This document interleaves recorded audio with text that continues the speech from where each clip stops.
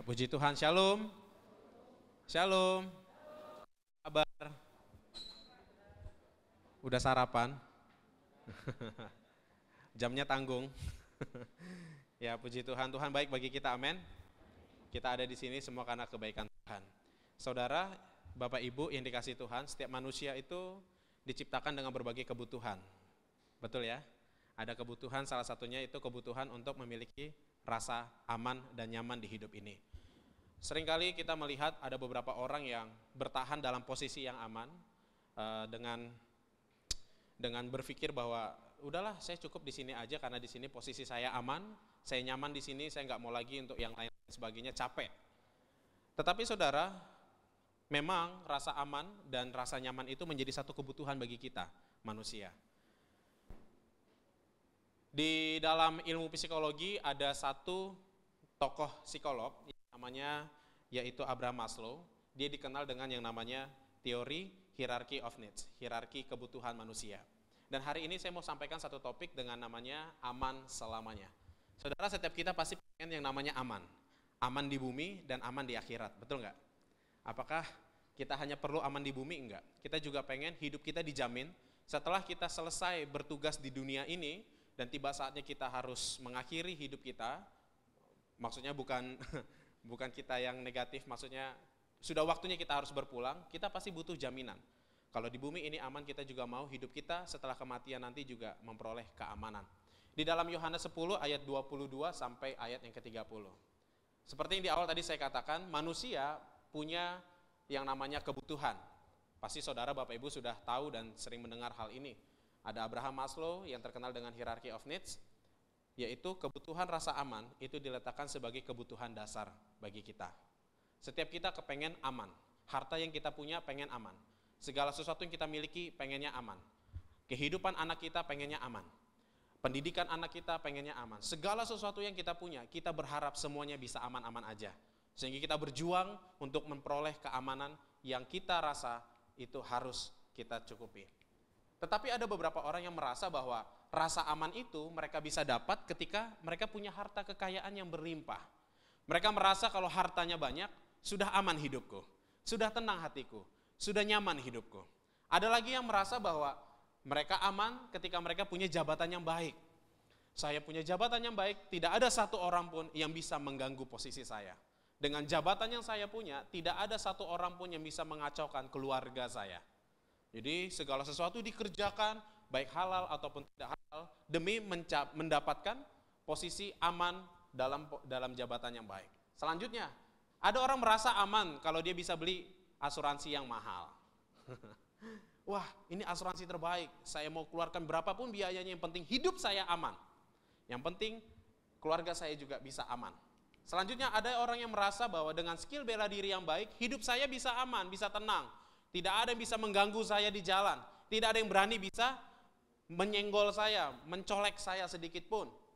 Dan ada juga yang merasa bahwa safe deposit box ini adalah opsi yang sangat aman. Ketika kita punya harta dan surat berharga, kita titip ke bank untuk disimpan di sana supaya semuanya aman. Semua kita lakukan supaya punya rasa aman. Dan terakhir, LPS, Lembaga Penjamin Simpanan. Kita titip uang di bank, kita merasa uang kita aman di bank karena ada lembaga yang menjamin simpanan kita. Tetapi tahukah Bapak Ibu bahwa semua ini bukanlah hal yang permanen. Harta bisa hilang, jabatan bisa hilang, asuransi yang mahal bisa aja perusahaannya goyang dan bangkrut. Lalu skill bela diri yang baik, pasti ada orang yang juga jauh lebih baik dari kita. Safe deposit box, bakal lembaga sekalipun, semuanya ini tidak menjamin keamanan bagi kita secara permanen. Setuju Bapak Ibu? Karena ini hal yang semu, hal yang fana, hal yang sementara, yang bisa hilang kapanpun itu bisa hilang. Ini yang kita cari bukan. Tetapi kita perlu rasa aman yang permanen. Rasa aman ketika kita hidup di bumi kita aman, setelah kita selesai bertugas di bumi kita juga maunya aman. Kita melihat di dalam Yohanes pasal yang ke-10 ayat 22, 23, 24. Tidak lama kemudian tibalah hari pentahbisan bait Allah di Yerusalem. Ketika itu musim dingin. Dan Yesus berjalan-jalan di bait Allah di Serambi Salomo. Maka orang-orang Yahudi mengelilingi dia dan berkata kepadanya, berapa lama lagi engkau membiarkan kami hidup dalam kebimbangan? Jikalau engkau Mesias, katakanlah terus terang kepada kami. Saudara, surat Yohanes ini, Injil Yohanes ini ditulis oleh Rasul Yohanes dengan tujuan ingin memperkenalkan keilahian Yesus bagi pembacanya di masa itu. Ia ingin supaya orang-orang Yunani Kristen mengenal Yesus itu sebagai Mesias, Yesus itu sebagai Allah yang hidup, Yesus itu sebagai pengendali hidup, dan orang Yahudi harusnya juga memahami.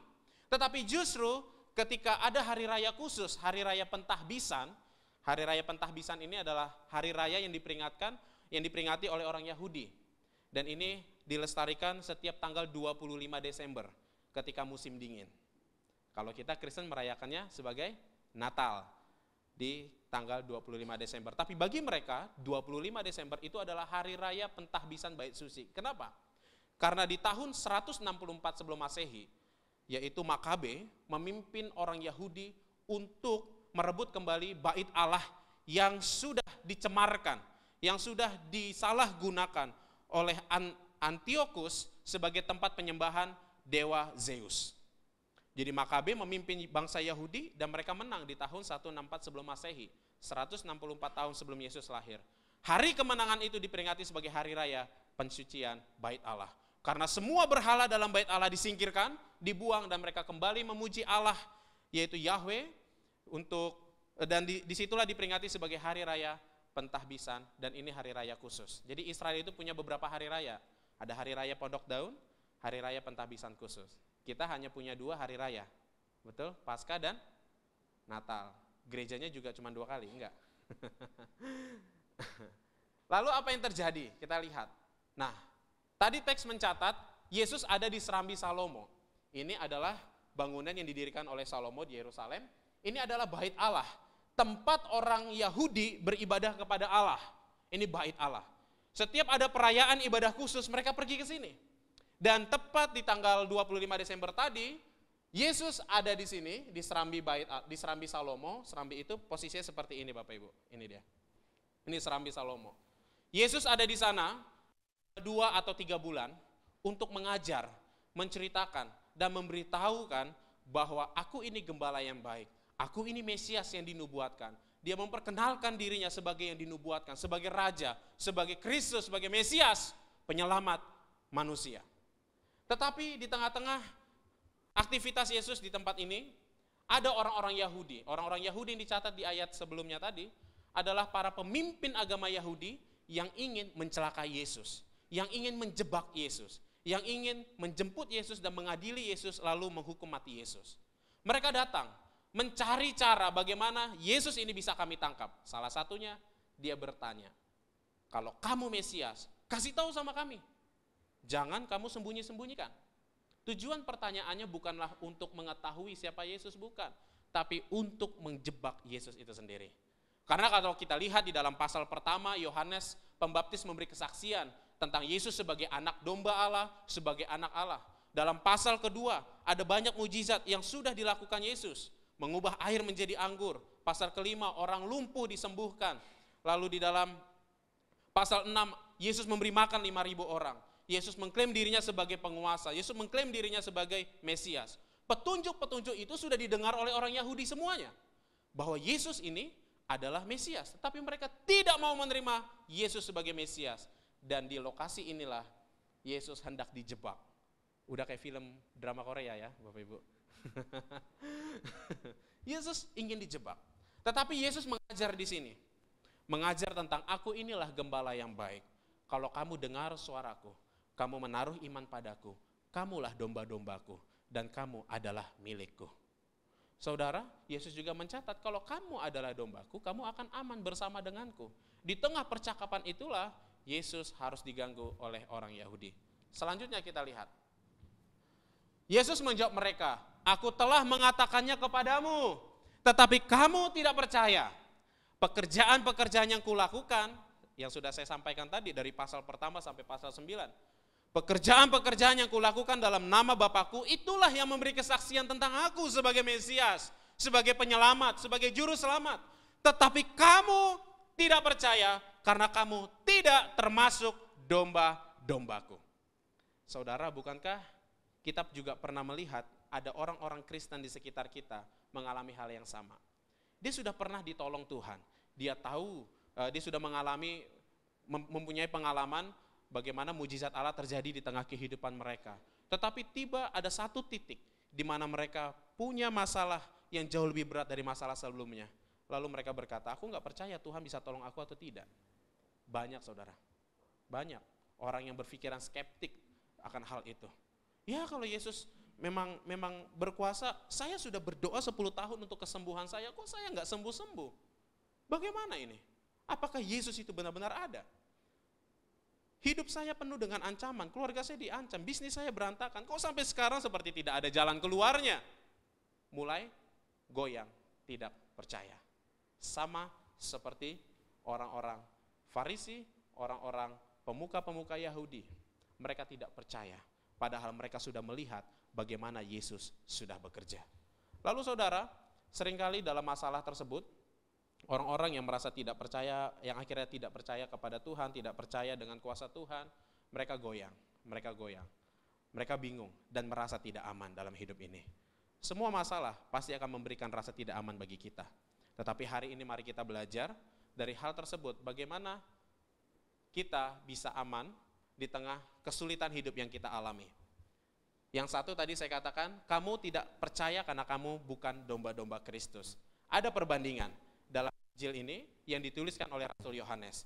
Di dalam pasal 8 ayat 44, iblislah yang menjadi bapamu dan kamu ingin melakukan keinginan-keinginan bapamu, ialah pembunuh manusia sejak semula dan tidak hidup dalam kebenaran. Sebab di dalam dia tidak ada kebenaran. Apabila ia berkata dusta, ia berkata atas kehendaknya sendiri, sebab ia adalah pendusta dan bapa segala dusta. Perkataan ini disampaikan Yesus kepada orang-orang yang tadi bertanya-tanya itu. Orang-orang yang merasa tidak percaya akan kuasa Yesus. Dan Yesus memberikan perbandingan. Tetapi bagi kamu yang percaya padaku, yang beriman padaku, kamu adalah domba-dombaku. Domba-dombaku mendengarkan suaraku. Dan aku mengenal mereka dan mereka mengikut aku. Mari kita lihat, ada videonya.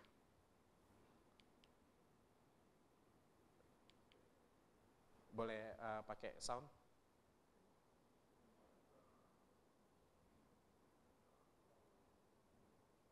Atau boleh diulang ya?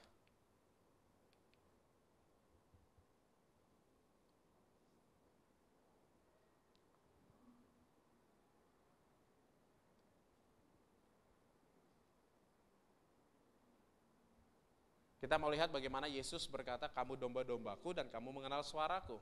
Kamu mengikut kepada aku.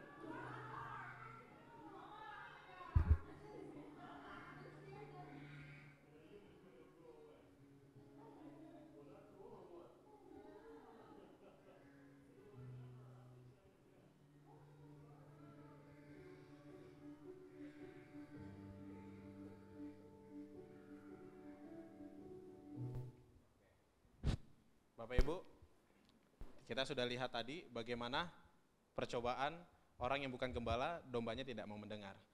Kita bisa aman selama kita tahu dan sadar bahwa posisi kita adalah domba-domba Kristus. Domba-domba Kristus. Lalu sebagai domba Kristus, tanggung jawab kita mendengarkan suara Tuhan, kita mengikut Tuhan.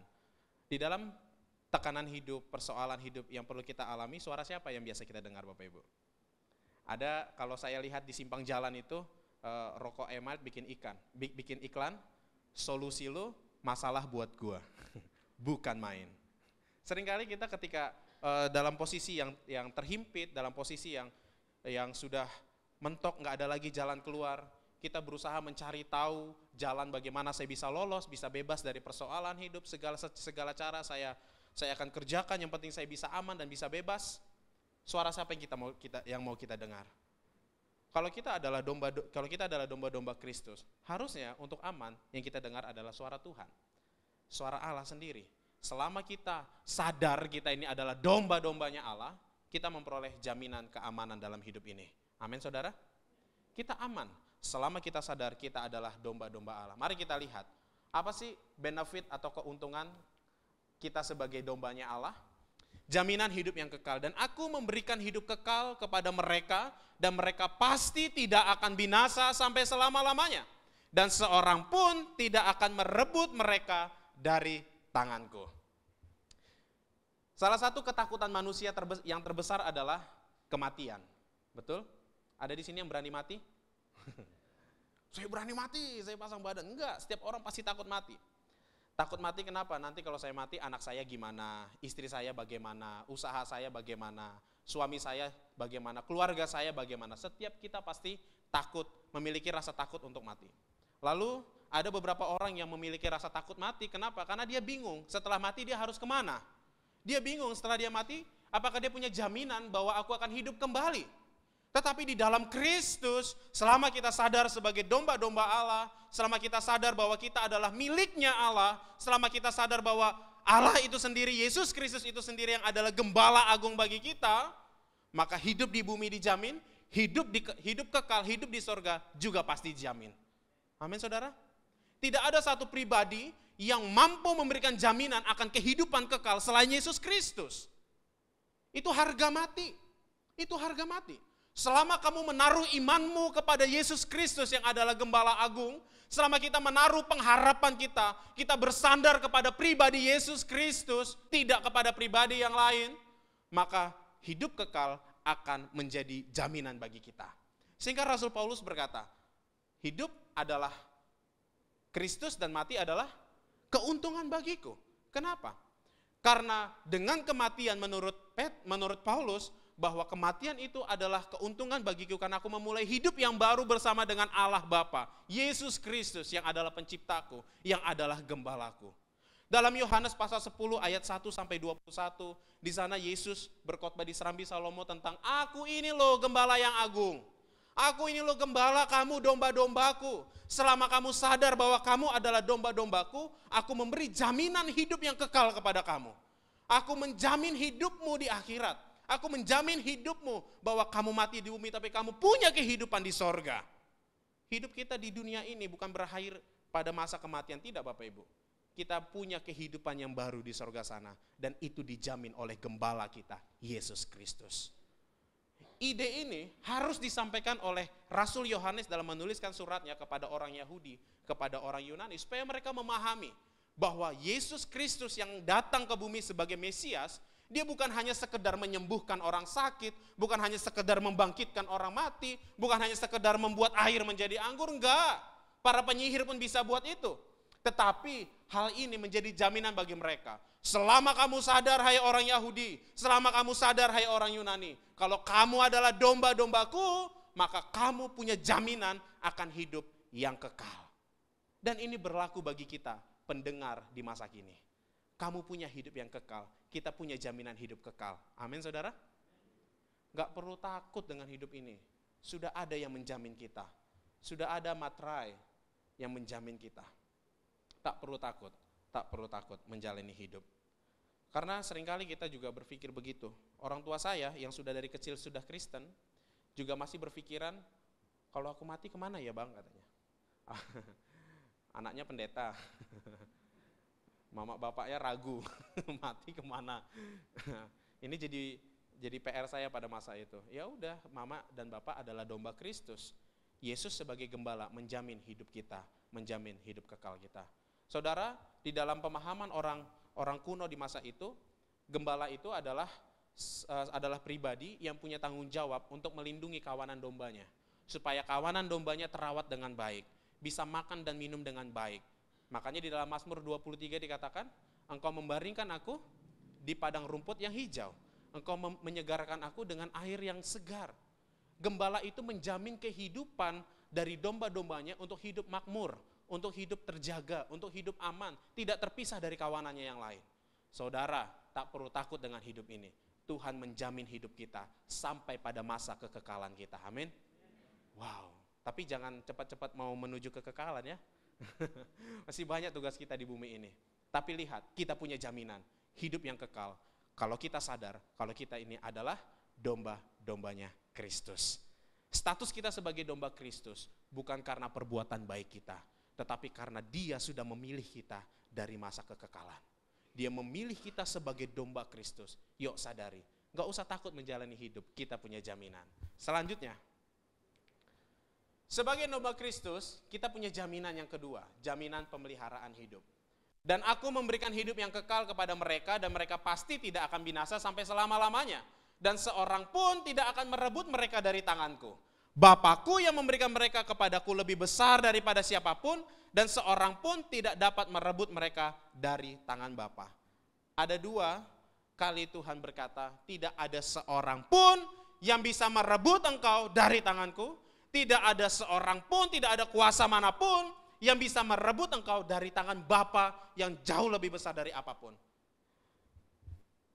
Bapak Ibu Saudara dikasih Tuhan, kita nggak pernah tahu, kita nggak pernah tahu bahwa mungkin ada aja orang yang berusaha ingin mencelakakan hidup kita.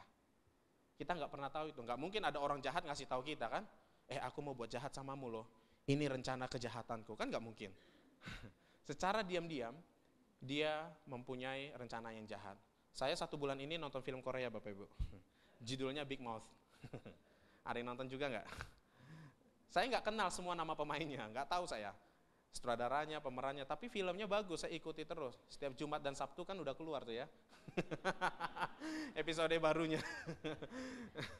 Di situ ada satu pemeran yang dia dipilih sebagai pemimpin gangster dan ada orang yang gak suka, akhirnya mereka merencanakan kejahatan bagi dia. Sampai merencanakan kematiannya, bunuh dia. Dengan berbagai cara, bagaimana caranya pun orang itu harus mati. Nah dari sini saya melihat apakah hidup kita juga sekejam ini ya. Jangan-jangan ada orang yang gak suka dengan prestasi kita. Jangan-jangan ada orang yang gak suka usaha bisnis kita berjalan dengan baik. Lalu mereka menyimpan rencana yang jahat bagi keluarga kita.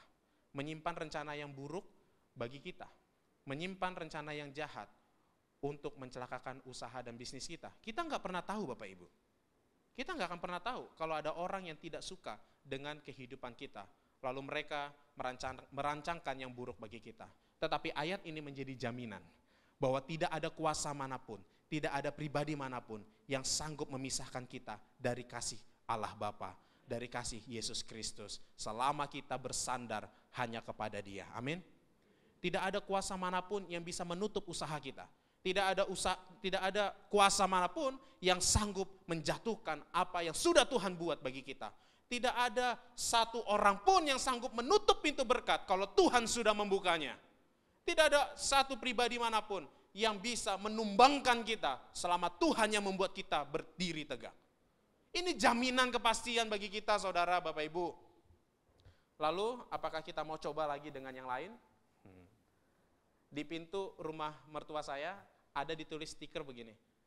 Kalau yang lain gagal, cobalah Yesusku. Wah, itu stiker dipasang mereka saat mereka akhirnya pertama kali kembali menjadi seorang Kristen lahir baru. Mereka beli stiker itu dipasang, kalau yang lain gagal, cobalah Yesusku. Dan itu setiap kami mau masuk saya selalu lihat itu. Karena memang tidak ada pribadi manapun yang sanggup menjamin kehidupan kita aman di bumi dan aman di sorga. Hanya Yesus Kristus. Boleh senggol temannya kanan kiri, Yesuslah jaminan kita.